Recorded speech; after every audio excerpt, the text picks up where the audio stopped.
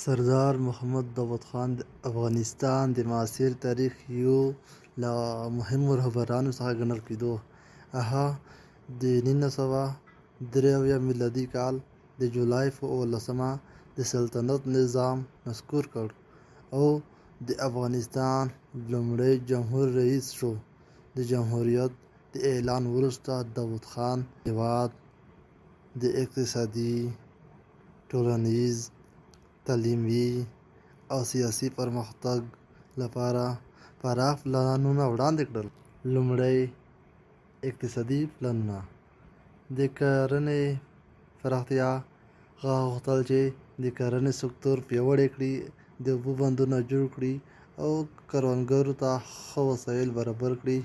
د صنعت پراختیا. د فابریکو جوړول، د کانونو استخراج او د کورني تولیداتو زیاتوالی د ده د ستراتیژۍ برخه وه. د انرژۍ سکتور.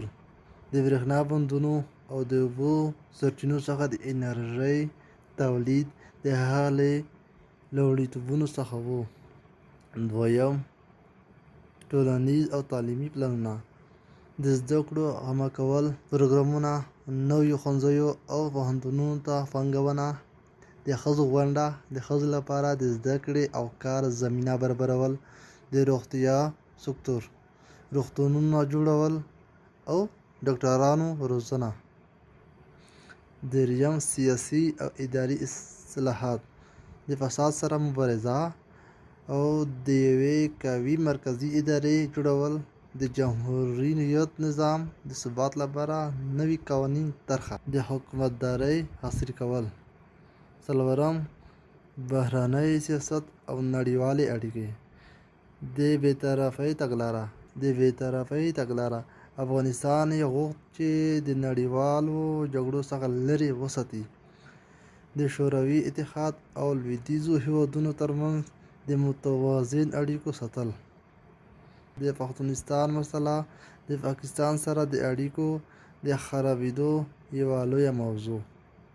پنځم ننګونې او خنډونه: د هغه پلانونه پراخ وو خو د وخت، سرچینو کمښت او سیاسي مخالفتونو له امله ډېر یې عملي نه شول.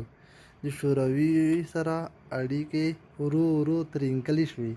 په کور دننه د ځینو سیاسي ډلو مخالفت د جمهوریت د ناکامۍ سبب شو.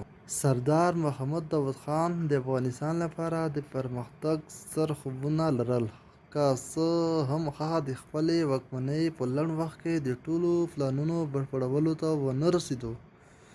خو د یوه خپلواک، عصري او پرمختللي افغانستان لپاره یې هڅې د تاریخ په پاڼو کې ثبتې شوې. د هغه نوم نن هم د اصلاحاتو، پرمختګ او ملي خپلواکۍ د دفاع لپاره په درنښت یادېږي.